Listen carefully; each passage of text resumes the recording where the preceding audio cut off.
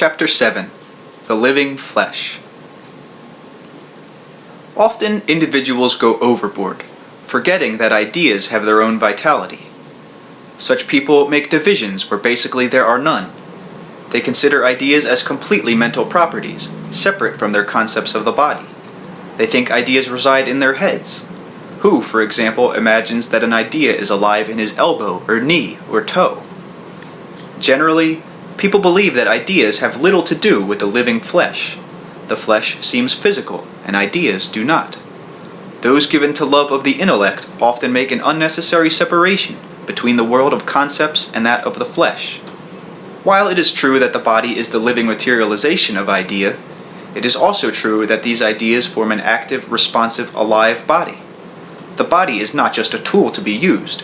It is not just a vehicle for the spirit. It is the spirit in flesh. You impose your ideas upon it and largely affect its health and well-being through your conscious beliefs. But the body is composed of living, responding atoms and molecules. These have their own consciousnesses, alive in matter, their drive to exist and be within the framework of their own nature. They compose the cells, and these combine to form the organs. The organs possess the combined consciousnesses of each of the cells within them, and in their way, the organs sense their own identity. They have a purpose, that function they provide within the organism as a whole. This cooperation of consciousness continues so that you have a body consciousness that is vital, that strives to maintain its own equilibrium and health. The stuff of the body should not be considered as some metaphysical result then, but as a living gestalt of responsive flesh.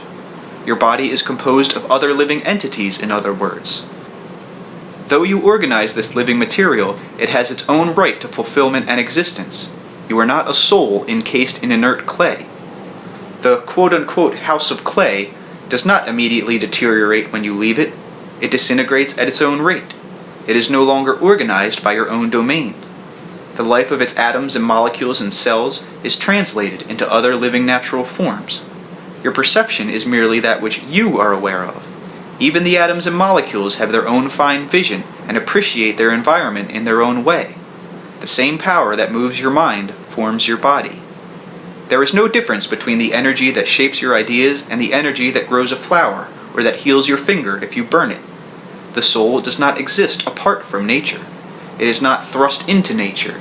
Nature is the soul in flesh, in whatever its materializations. The flesh is as spiritual as the soul, and the soul is as natural as the flesh. In your terms, the body is the living soul. Now, the soul can live, and does, in many forms, some physical and some not. But while you are material, the body is the living soul. The body constantly heals itself, which means the soul in the flesh heals itself.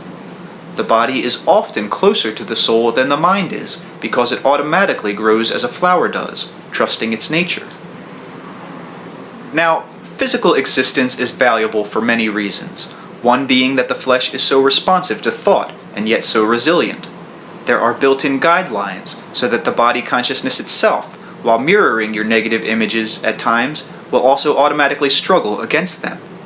You must remember that you dwell always in a natural framework, which means that your thoughts themselves are as natural, say, as the locks of your hair.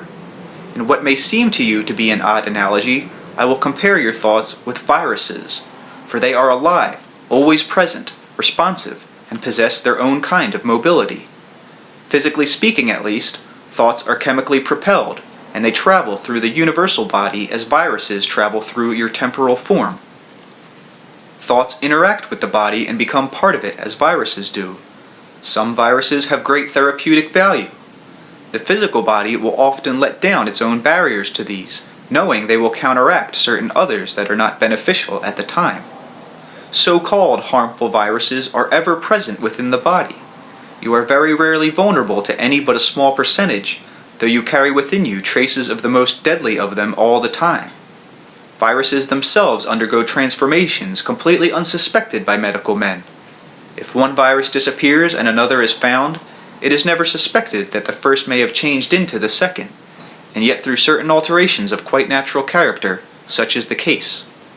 So, viruses can be beneficial or deadly according to the condition, state, and needs of the body at any given time. It is known that one disease can often cure another. Sometimes, left alone, an individual will go from a serious disease through a series of less severe ones that are seemingly unrelated to the original problem. Now, in the context of usual Western learning, and with the introduction of modern drugs, you are in somewhat of a quandary. The body knows how to handle quote-unquote natural drugs coming directly from the earth, whether ground or boiled, minced or steamed. A large variety of quote-unquote manufactured drugs offer an unfamiliarity to the body's innate structure, which can lead to strong defense mechanisms. These are often aimed directly against the drug instead of the disease itself. Such a situation means that you must then use another drug to counteract the one just given. I am not suggesting that you not visit doctors or take drugs of that nature, as long as you believe in the structure of medical discipline that the Western world has evolved. Your bodies have been conditioned to it through the use of such medications since birth. There are many casualties, but this is still a system that you have chosen, and your ideas still form your reality. No one dies who has not made the decision to do so, and no disease is accepted blindly. Put simply, your thoughts can be regarded as invisible viruses, carriers, sparks setting off reactions not only within the body, but the entire physical system as you know it. Your thoughts are as natural as the cells within your body, and as real. They interact with one another as viruses do. While you are in this reality, there is no division between the mental, the spiritual, and the physical. If you think there is, then you do not sufficiently understand the spirituality of the flesh, or the physical reality of your thought. Now, as stated, thoughts are as natural as any portion of the body. They are as much a part of nature as feelings are. But if you set up an arbitrary division, considering thoughts mental as distinguished from the physical, then your body may give a truer reflection of your being than your thoughts do. In the body's spontaneous functioning, you see the easy mobility of the soul, the quote-unquote going with what I am, which is an indication of the soul's inner freedom and yet innate sense of direction. All portions of the body's reality are versions in flesh of the soul's reality, even as all segments of the exterior universe mirror an internal one. The latter is as alive and natural and changing as the exterior world. Physical phenomena is only a portion of what nature is, and all realities are natural. In your terms, probabilities are extensions and variations on the growth principle that is quite obvious in your daily reality. Such growth is a natural manifestation, flourishing within your particular area of actuality, observable to your senses. Again, other entirely natural manifestations of that principle exist. Some can only be glimpsed in distorted form because of other quote-unquote natural conditions that you cannot perceive. Probabilities involve you with a rich psychological growth and development, present but not observable in your quote-unquote home ground. Any kind of existence happens within the context of nature, and nature includes the soul. Your definition of nature has simply been too limiting. It is natural to live after death, and natural to return the body to earth and then to form another. It is natural for your thoughts to be as quick, responsive, and alive as viruses. It is natural for you to have probable selves as well as reincarnational existences. When you consider ideas as mental and apart from nature, then you feel separated from nature itself. When you imagine a life after death as unnatural or supernatural, then you feel divorced, cut off, and bewildered.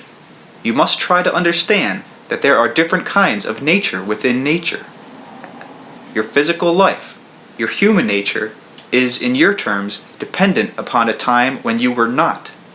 You must realize that not being, in that connotation, is quite as natural as physical being. Your existence before and after death is as much a normal phenomenon as your present life.